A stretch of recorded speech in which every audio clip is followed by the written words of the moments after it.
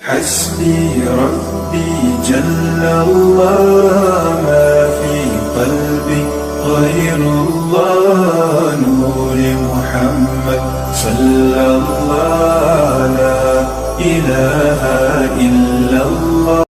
حسبي ربي جل الله ما في قلبي غير الله نور محمد صلى الله. السلام علیکم ورحمۃ اللہ وبرکاتہ. الحمد للہ رب العالمین والصلاة والسلام علی سید الانبیاء والمرسلین وعلی آلہ الطیبین الطاہرین واصحابہ الاکرمین اجمعین، اما بعد فاعوذ باللہ من الشیطان الرجیم. بسم اللہ الرحمن الرحیم. وعن ابی الدرداء رضی اللہ عنہ عن النبی صلی اللہ علیہ وسلم قال خلق اللہ آدم حین خلقہ فضرب کتفہ الیمنی فاخرج ذریۃ بیضاء کأنہم الذر وضرب کتفہ الیسری فاخرج ذریۃ سوداء کأنہم الحمم فقال للذی فی یمینہ الی الجنة ولا ابالی وقال للذی فی کتفہ الیسری الی النار ولا ابالی. رواہ احمد. قابل احترام ناظرین و سامعین محترم، ہفتہ واری درس حدیث زجاجۃ المصاحبی میں آپ حضرات کا خیر مقدم کیا جاتا ہے. کتاب الایمان سے باب الایمانی بالقدر یہ ہمارا اختتام کی طرف ہے. حدیث پاک کے راوی حضرت ابو الدرداء رضی اللہ تعالی عنہ ہیں. عزیزان محترم، اس حدیث پاک میں حضرت آدم علیہ السلام کی تخلیق کے وقت جو کئی ایک معاملات پیش آئے تھے، اور اس میں سے ایک معاملے کو یہاں پر بیان کیا جا رہا ہے کہ اللہ کے نبی صلی اللہ علیہ وسلم نے ارشاد فرمایا خلق اللہ آدم، اللہ رب العزت نے حضرت آدم کو پیدا کیا. حین خلقہ، جب اللہ نے حضرت آدم کو پیدا کیا. فضرب کتفہ الیمنی فاخرج ذریۃ بیضاء کأنہم الذر، تو اللہ رب العزت نے حضرت آدم علیہ السلام کی سیدھی جانب دائیں جانب اللہ نے ضرب لگائی، تو پھر ان سے سفید رنگ کی اولاد گویا کہ وہ چونٹیوں کی طرح نکل آئی. یعنی کہ اللہ رب العزت نے جب ضرب لگائی تو آپ کی وہ اولادیں جو ایمان لانے والی تھی، جو دنیا میں مسلمان اور مومن بننے والے تھے، وہ ذریت نکل آئی گویا کہ وہ چونٹیوں کی طرح. ان کی اتنی زیادہ بہت زیادہ بہتات تھی، کثرت تھی. پھر آگے بتلایا گیا وضرب کتفہ الیسری فاخرج ذریۃ سوداء کأنہم الحمم، پھر اللہ رب العزت نے آپ کی بائیں جانب ضرب لگائی تو پھر ان سے کالے رنگ کی اولادیں نکل آئی گویا کہ وہ کوئلے کی طرح معلوم ہو رہے تھے. تو عزیزان محترم، مطلب یہ ہے کہ ان کے دلوں کا جو کفر تھا یا پھر جو ایمان لانے والے تھے، ان کے دلوں کا جو ایمان کا جو نور تھا وہ ان کے چہروں پر ظاہر ہو رہا تھا، نمایاں ہو رہا تھا. جیسے کہ قیامت کے دن اللہ رب العزت لوگوں کے چہروں پر ان کے ایمان کو اور ان کے کفر کو ظاہر کر دے گا. ایمان والے وہ نورانی چہرے والے ہوں گے اور کفار وہ سیاہ چہرے والے ہوں گے. تو پھر اسی طرح اس وقت بھی حضرت آدم علیہ السلام کی جب سیدھی جانب دائیں جانب جب ضرب لگائی گئی تو پھر وہ تمام ذریت نورانی ذریت آپ کی نکل آئی جو ایمان لانے والے تھے. اور جب بائیں جانب جب ضرب لگائی گئی تو پھر وہ لوگ جو دنیا میں کافر بننے والے تھے وہ ذریت نکل آئی. تو عزیزان محترم، اس سے معلوم ہوا کہ حضرت آدم علیہ السلام کی پشت میں تمام انسانوں کی روحیں اور اجزائے اصلیہ موجود تھے، اور داہنی طرف آپ کے مومن اور بائیں طرف آپ کے کافر تھے. اور اسی طرح اللہ رب العزت نے حضرت آدم علیہ السلام کو ان کی اولاد میں جو جنتی ہیں اور جو دوزخی ہیں، اللہ رب العزت نے ان سب کا علم حضرت آدم علیہ السلام کو عطا فرما دیا. تو عزیزان محترم، یہ جو چہروں کی رنگت نورانی ہونا اور ظلمت ہونا، یہ ایمان کی وجہ سے اور کفر کی وجہ سے ہے. اگرچہ کہ کفار دنیا میں ان کی رنگت کچھ بھی ہو، بعض وہ ہیں جو دنیا میں سفید رنگ کے ہوتے ہیں، لیکن قیامت کے دن اللہ رب العزت ان کے چہروں کو سیاہ کر دے گا. جیسے کہ قرآن پاک کی آیت بھی ہے وَيَوْمَ الْقِيَامَةِ تَرَى الَّذِينَ كَذَبُوا عَلَى اللَّهِ وُجُوهُهُمْ مُسْوَدَّةٌ، اور قیامت کے دن تم دیکھو گے کہ وہ لوگ جو اللہ پر جھوٹ باندھتے تھے، جو اللہ کا انکار کرنے والے ہوتے تھے، پھر وہ وجوہہم مسودہ، ان کے چہرے سیاہ ہوں گے۔ تو عزیزان محترم، سیاہ چہرے والے وہ کافر ہیں اور نورانی چہرے والے وہ مومن ہوں گے۔ پھر اس کے بعد آگے بتلایا گیا فقال للذی فی یمینہ الی الجنۃ ولا ابالی، تو اللہ رب العزت نے ان سے جو کہ حضرت آدم علیہ السلام کی سیدھی جانب دائیں جانب تھے، الی الجنۃ ولا ابالی، یعنی کہ تم جنت کی طرف تمہارا ٹھکانہ ہے، جنت کی طرف تم جاؤ، ولا ابالی، اور مجھے اس کی کوئی پرواہ نہیں۔ وقال للذی فی کتفہ الیسریٰ الی النار ولا ابالی، اور وہ جو حضرت آدم علیہ السلام کے بائیں جانب تھے، بائیں آپ کے ہاتھ میں تھے، تو پھر ان کے متعلق اللہ نے فرمایا کہ دوزخ کی طرف تم ہیں اور مجھے اس بات کی کوئی پرواہ نہیں ہے۔ مطلب یہ ولا ابالی کا معنی یہ ہے کہ اللہ رب العزت کو تمہارے جنتی ہونے سے کوئی فائدہ نہیں ہے، اللہ رب العزت کو تمہارے دوزخی ہونے سے کوئی فائدہ نہیں ہے، اللہ رب العزت کو بالکل اس بات کی پرواہ نہیں ہے، اور نہ ہی اللہ رب العزت پر بندوں کے متعلق جیسنا کوئی شے واجب ہے کہ اللہ رب العزت کسی کو جنت ہی میں داخل کرے، کسی کو دوزخ ہی میں داخل کرے۔ اللہ رب العزت کی ذات مبارکہ پر بندوں کے سلسلے میں کوئی شے واجب نہیں ہے۔ ہاں یہ بات ہے کہ جو اعمال ہے وہ وہ علامات ہیں جنت کی طرف لے جانے یا پھر دوزخ کی طرف لے جانے کے۔ اگر اچھے اعمال ہیں تو پھر وہ علامت ہے جنتی ہونے کے، برے اعمال ہیں تو پھر وہ علامت ہے دوزخی ہونے کی۔ اور اللہ رب العزت جو چاہے وہ کرے، اس سے کوئی پوچھنے والا نہیں ہے، اور جو ہم کریں گے اس کے متعلق اللہ رب العزت ضرور پوچھے گا۔ قرآن پاک کی آیت ہے لا یسأل عما یفعل وہم یسألون، کہ اللہ رب العزت جو کرتا ہے اس سے اس کا سوال نہیں کیا جائے گا، بلکہ لوگوں سے سوال کیا جائے گا۔ اس حدیث پاک کو امام احمد نے روایت کیا ہے۔ آئیے عزیزان محترم آگے کی حدیث شریف کی طرف ہم بڑھتے ہیں۔ وعن ابی النضرۃ رضی اللہ عنہ ان رجلا من اصحاب النبی صلی اللہ علیہ وسلم یقال له ابو عبد اللہ دخل علیہ اصحابہ یعودونہ وہو یبکی الی آخر الحدیث۔ حدیث پاک کے راوی حضرت ابی نضرہ رضی اللہ تعالی عنہ ہیں، ان سے مروی ہے، آپ فرماتے ہیں کہ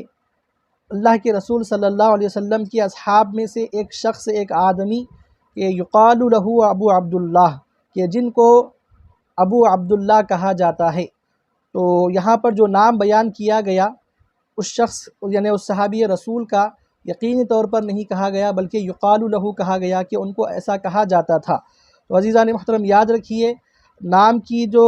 جہالت ہے وہ ان کی عدالت میں کوئی کمی کرنے والی نہیں ہے، کیونکہ صحابہ کے بارے میں یہ قاعدہ ہے الصحابۃ کلہم عدول، کہ صحابہ تمام کے تمام عادل ہیں۔ الغرض دخل علیہ اصحابہ یعودونہ وہو یبکی، وہ جو ان کے ساتھی تھے ان کے پاس آئے، اور ان ساتھیوں میں حضرت ابو عبداللہ کے اصحاب رسول بھی تھے، تابعین بھی تھے، دونوں گروہ وہاں پر موجود تھے، اور وہ دونوں مل کر حضرت ابو عبداللہ صحابی رسول ان کی عیادت کے لیے آئے ہوئے تھے، بیماری میں وہ مبتلا تھے، عیادت کے لیے آئے ہوئے تھے۔ وہو یبکی، اور جو ان کی حالت تھی اس وقت وہ رو رہے تھے، یعنی وہ اللہ کے خوف کی وجہ سے رو رہے تھے۔ فقالوا ما یبکیک، تو انہوں نے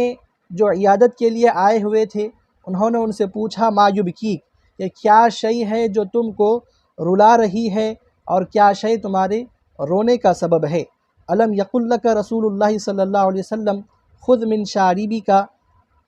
ثم اقرہ حتی تلقانی، کہ کیا تم کو اللہ کے رسول صلی اللہ علیہ وسلم نے یہ نہیں کہا کہ تم اپنی مونچھیں کٹواؤ، ثم اقرہ، پھر تم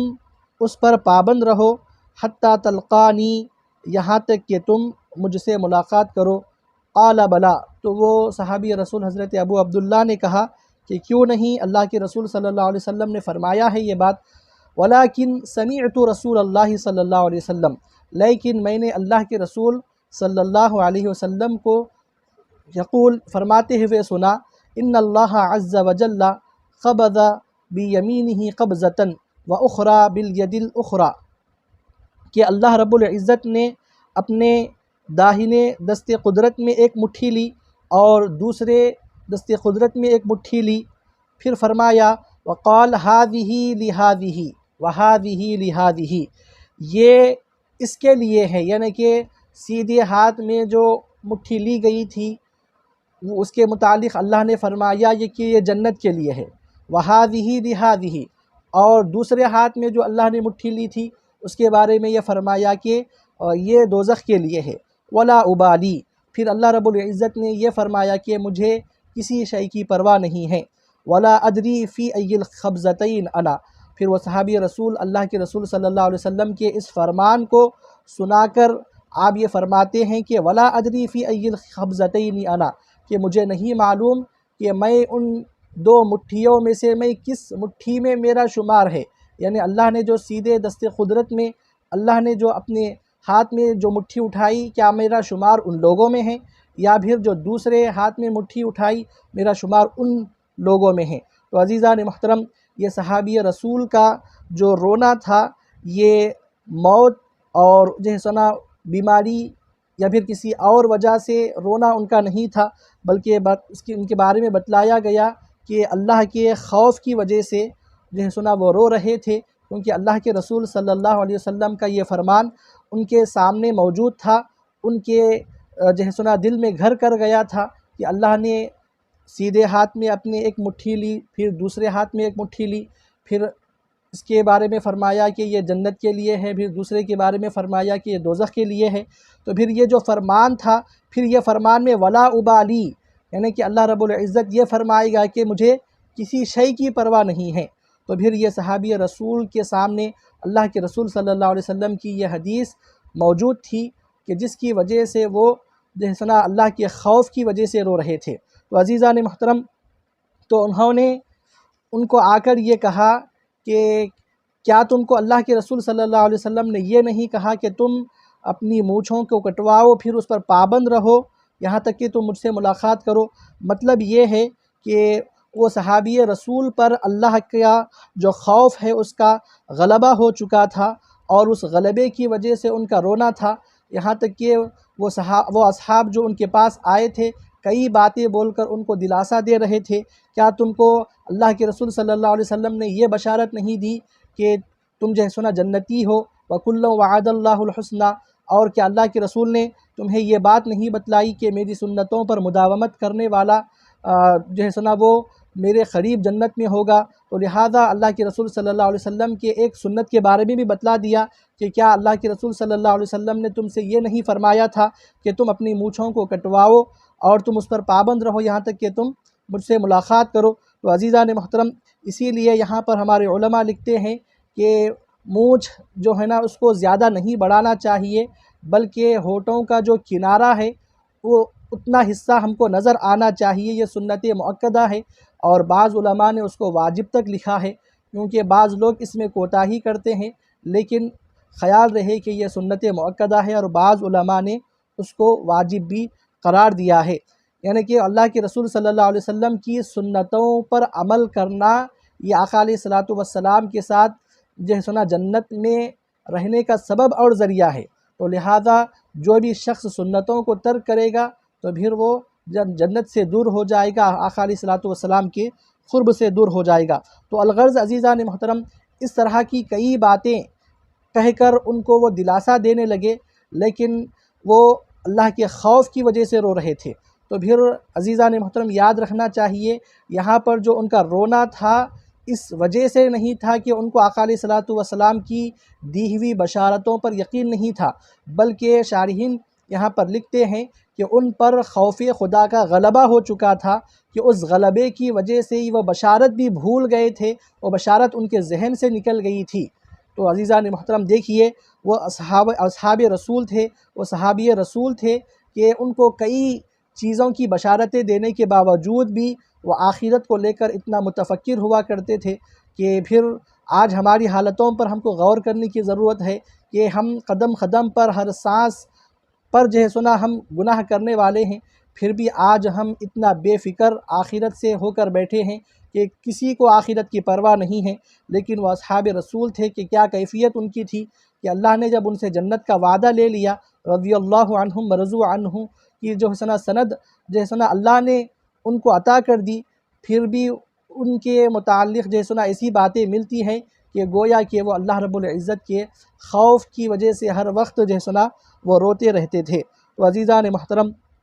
ہم کو بھی اس بارے میں اپنا جائزہ لینا چاہیے کہ وہ اس قدر متقی اور پرہیزگار ہو کر